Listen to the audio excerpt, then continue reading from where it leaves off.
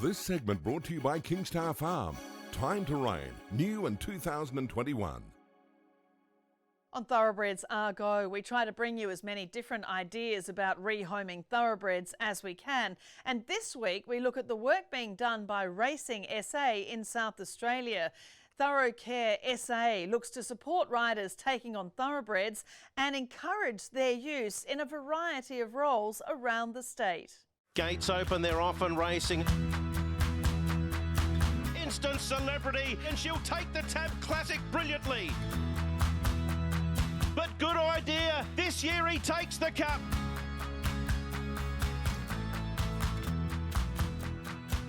John, thanks for joining us on Thoroughbreds Go. It's really important to showcase the great work being done around Australia to rehome our thoroughbreds, and things have really progressed in this area in South Australia in recent years, haven't they? Yeah, that's right, Caroline. We're really pleased with where our programs have headed with our Thoroughcare brand, and what we're doing. We're seeing great initiatives working forward. And your role, your individual role, has been supported by the state government's industry stimulus package. It's really important, isn't it, that racing engages with government everywhere, but it seems you're getting better support recently. We are indeed. Minister Wingard's very well versed in what we're doing with the Thoroughcare brand, and he's been on the back of everything that we've done. So really pleased to have his support and the whole government support. Obviously in South Australia you work in with Racing Australia's rules about reporting retired horses and horse movements, but the stats are really encouraging, aren't they? 65% of off-track thoroughbreds seem to go to equestrian pursuits and 23% into breeding. So, you know, there's a lot of work being done, isn't there, to ensure the traceability of all thoroughbreds. For sure. Traceability is a big part of what we do here in SA as well. So we like to keep full view of our retired racehorses. So traceability is very much on our agenda on how we set up our programs. So by setting up our assistance packages, we are getting full traceability on these horses for their first, second and third move out of racing. And we know the location and the owners and where we can find these horses at any given day. The Thoroughcare assistance packs, they're great with the support of High Gain and Pet Stock Assist. So anyone taking a thoroughbred from the track or from an acknowledged retrainer, they get a really good package worth $600. And the ongoing feeding help from High Gain as well is so important for people taking on thoroughbreds. That's the main point that we look at, is that we get this nutrition advice coming from High Gain, and their nutrition advice is probably the best in the business. So to apply for this pack, you need to then have a conversation with the High Gain nutrition department. They'll ask you a question on what you're feeding your horse at the moment. They'll advise you whether you're getting it right, getting it wrong, and they'll also put you in the right direction to make sure that you're feeding for what pursuit you want to do with this horse, and the outcome is exactly what you need to get. And you've given out a lot of these packages already. I mean, former jockey Crystal Bishop, she received the 100th assistance pack, and she was Dux of the SA Apprentice Academy in 2013, is now a co-trainer with John Dunn, but obviously absolutely loves her racehorse, Tintagel Rocker. Yeah, that's right. That's a really good story, Caroline, because he raced for 10 seasons, that horse. So to do what he's doing after only a couple of months off the back of retiring just goes to show how intelligent these thoroughbreds are, and how quick that you can teach them a new discipline if you've got the right support behind you. And one of the things obviously that works so successfully in other states such as Victoria, we see the growth of Thoroughbred Sport Horse Association in New South Wales, and that's sponsoring off-track events. And Thoroughcare SA, you support both Equestrian SA, Pony Club events, and you already have 25% more thoroughbreds competing than in the past. I mean, they are real results, and I'm sure that the support is really welcomed by equestrian riders within the state. Well, it is. With the Pony Club type scenario, we're finding that that's basically the first stop for people when they are taking a step into the equestrian area. It always starts with Pony Club.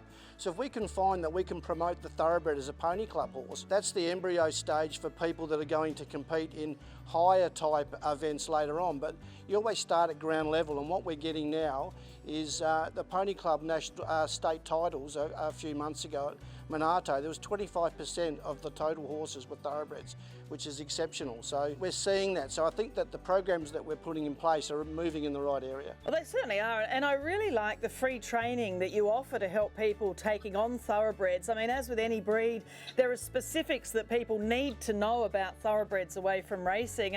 And your first free training clinic, I think you had over 80 people at that one, and that ongoing follow-up, that's often the missing piece of the puzzle in caring for off-track thoroughbreds, isn't it? Exactly right. A lot of people that this might be their first relationship they've had with the thoroughbred, so unless you offer them the right support and the right advice, things could go very wrong for these people. So we're setting them up to succeed, and when you set somebody up to succeed, you're going to get long-term benefit, because their next horse will be a thoroughbred, and their next horse after that will be a thoroughbred, and they'll say, actually, the word will spread that the thoroughbred are the go-to breed, because you are going to get the support, you're going to get the training, you're going to get the right nutrition advice.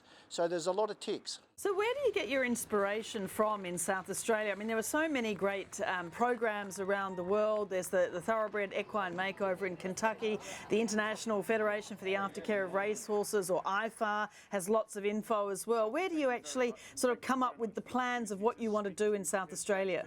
Well, what we did initially, Caroline, we looked at what most other states were doing. We took a little pieces out of different things with accredited retrainers and whatever else that we saw was happening out there. We looked at world best practice through IFAR. We looked at the 5 domains model. But our major thinking behind our programs was we went out and spoke to participants. We went out to gymkhanas, we went to horse trials, we went to shows, and we went and spoke to people and asked what would be the best thing that we could support you with financially, lessons, clinics and whatever else, and then that's where our programs developed from that. And obviously there are some horses that fall through the cracks, so you also help not-for-profit organisations to care for thoroughbreds, such as, you know, Lincoln Park, which is a great centre for equine therapy. We've got a great partnership with 2 of these, as you would say, horse sanctuaries, Lincoln Park up at Monarto, and we've also have a great partnership with Windermere Horsehaven out at Mount Torrens. So we've got a program in place where we will support these horses if they find themselves at these sanctuaries, and most of the time they're very much in later life, so they can be anywhere between 15 and 25, 26-year-old horses. So we've got great nutrition and veterinary packs for these horses as well. But Captain Punch, he got a length on Clever Tommy. There's a great story about the Robert Hill Smith bred Captain Punch. He won over $400,000, including 2 Palmerston sprints in Darwin. He was given to the Australian Olympian Megan Jones. Unfortunately, he wound up with kissing spine, but I'm sure plenty of people would be really interested to know what's the latest with Punchy. He's a great story, Caroline. He was a South Australian bred and owned horse originally, found his way in Darwin, had a bit of a cult following in Darwin, needed to find somewhere for his retirement. He's such a beautiful horse. So we worked in conjunction with NT Racing, and we brought him down to Adelaide and put him in with Megan to do some basic training, and the plan was that when he got up to a certain level that we would gift him to a young equestrian that was in need of a horse to take them to the next level. But unfortunately, he was diagnosed with kissing spine. So what we're going to do with him now, we'll be supplying 4 or 5 horses to bring new people on into the industry. Punchy looks like he's going to be our inaugural first horse that we have, so it's a great outcome for him because he's a terrific horse. Do you think these programs nationally should sort of be aligned between the states, or do you enjoy being able to have a model in South Australia that you can develop better your own way as an individual state? We all work together. We have monthly catch-ups on Zoom and Teams with the relevant welfare